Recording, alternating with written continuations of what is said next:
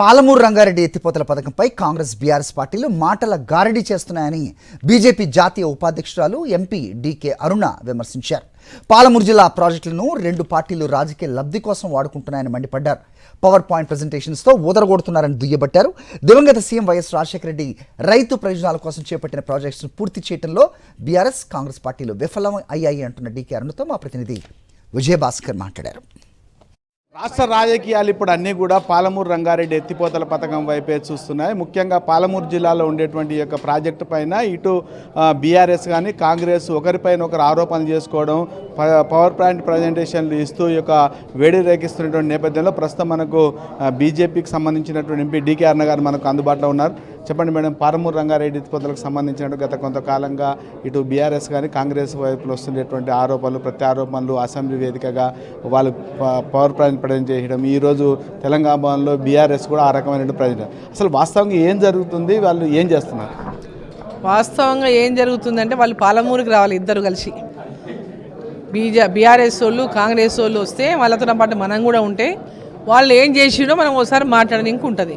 వాళ్ళు కేవలం పాలమూరు జిల్లాను, పాలమూరు ప్రాజెక్టులను రాజకీయం కోసం ఉపయోగించుకునేటటువంటి ప్రయత్నం చేస్తున్నారు.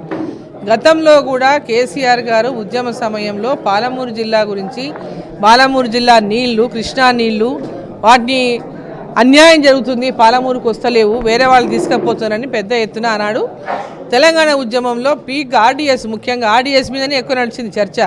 ఈరోజు ఆర్డీఎస్ అడిగేటోడు లేడు, పలకరించేటోడు లేడు అనే పరిస్థితి ఏర్పడిందని చూస్తున్నాం.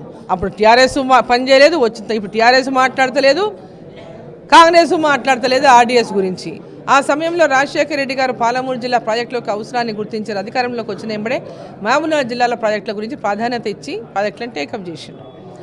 తెలంగాణ రాష్ట్రం ఏర్పడిన తర్వాత కేసీఆర్ గారు అధికారంలోకి వచ్చిండు. ఆన్గోయింగ్ ఉన్న ప్రాజెక్టులను 90% పనులు పూర్తయిన ప్రాజెక్టులను ఒక్కటి కూడా ఆయన పూర్తి చేయలేదు. రాష్ట్రంలో అధికారంలోకి వచ్చినటువంటి 14 అధికారం వచ్చిన బీఆర్ఎస్ పార్టీ అదే పాలమూరు రంగారెడ్డి జీవోని అడ్డం పెట్టుకొని మేము వాళ్ళు ఒక పూర్తి చేస్తామన్నాడు 3 ఏళ్ల లోపల. 3 ఏళ్లలో పూర్తి చేస్తామని 10 ఏళ్ళ అధికారంలో కానీ పూర్తి చేయలేకపోయినారు. ఇప్పుడు వచ్చినటువంటి కాంగ్రెస్ ప్రభుత్వం అధికారంలోకి వచ్చింది. తెలంగాణ ఏర్పాటైనాక 10 సంవత్సరాలు కేసీఆర్ రూల్ చేస్తే ఇప్పుడు కాంగ్రెస్ పార్టీ అధికారంలోకి వచ్చింది. వీళ్ళు వచ్చి 2 ఏళ్ళు దాటిపోయింది. అధికారంలోకి వచ్చి 2 ఏళ్లలో పూర్తి చేస్తామన్నారు.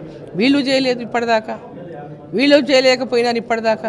కేవలం మాటల గారడీ తప్పితే ఇక్కడ ఏం నడుస్తలేదు. వాళ్ళు ప్రజెంటేషన్ ఇచ్చినని వీళ్ళ ప్రజెంటేషన్ అని వాళ్ళు, ఒకరి మీద ప్రజెంటేషన్లు జరిపోయింది తప్ప చిత్తశుద్ధి కనబడతలేదు. బీఆర్ఎస్ పంపినటువంటి దాన్ని వెనక్కి పంపుతుంది. పార్టీకి బీఆర్ఎస్ కూడా సహకరించడం లేదనేటువంటి ఆరోపణ కూడా ఉంది బీజేపీ.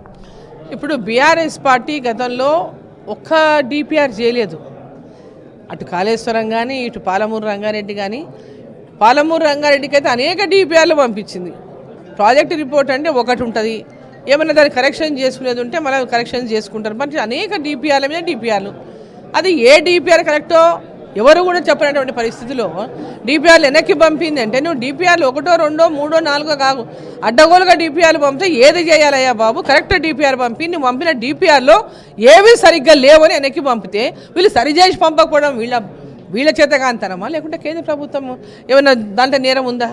ఇదన్నీ కూడా కేవలం బట్టగాల్చి భారతీయ జనతా పార్టీ మీద వేసి చేతులు దులుపుకుందామని ఇరు పార్టీలు కూడా భావిస్తున్నాయి, అటు బీఆర్ఎస్ కానీ ఇటు కాంగ్రెస్ కానీ. ఇది డీకే అరుణ గారి యొక్క అభిప్రాయం. మొత్తంగా మాత్రం పాలమూరుకు సంబంధించినటువంటి ప్రాజెక్టులను ఇటు బీఆర్ఎస్ కానీ కాంగ్రెస్ రెండు కూడా రాజకీయ లబ్ధి కోసం వాడుకునే తప్ప వాటికి ప్రాజెక్టులను పూర్తి చేయాలనేటువంటి చిత్తశుద్ధి లేదనేటువంటి అభిప్రాయం వ్యక్తం చేస్తుండేటువంటి ఆమె డిపిఆర్ని వెనక్కి పంపడానికి కోసం కేవలం పూర్తి స్థాయిలో డిపిఆర్ పంకపోవడమే తప్ప బీజేపీకి యొక్క ప్రాజెక్టుల పైన చిత్తశుద్ధి అనేటువంటి అభిప్రాయాన్ని ఆమె వ్యక్తం చేస్తున్నారు. కెమెరామెన్ విజయభాస్కర్, సాక్షి న్యూస్, మహబూబ్నగర్.